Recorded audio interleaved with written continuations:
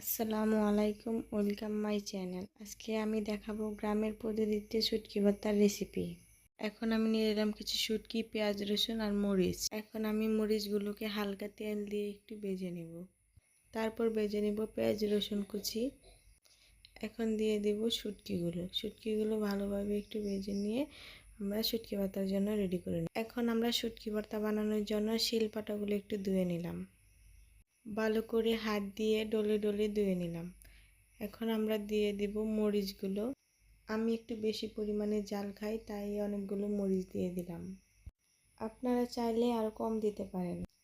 এখন দিয়ে দেব স্বাদ মতো একটু লবণ। তারপর ডলে ডলে ডলে ডলে মরিচগুলো পিষে নেব। আপনারা দেখতেই পাচ্ছেন আমি মরিচের সাথে শিলপাটা দিয়ে যুদ্ধ করছি।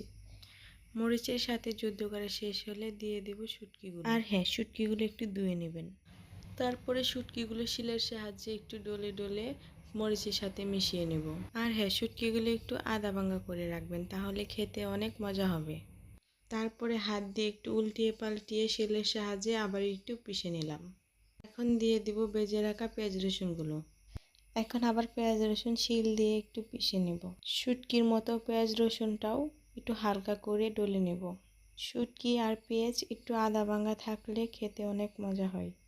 আর জাল করে শুটকি ভর্তা বানালে তো কথাই নেই। আমার মতো কে কে এরকম জাল খেতে পারেন কমেন্ট করে জানাবেন। আর গ্রামের পদ্ধতিতে বাসায় একবার শুটকি ভর্তা বানিয়ে খাবেন। ফাইনালি আমার শুটকি ভর্তা বানানোতে শেষ। আর আজকের ভিডিও এই পর্যন্তই। ভিডিওটি ভালো লাগলে লাইক দিয়ে চ্যানেলটি সাবস্ক্রাইব করে দেবেন।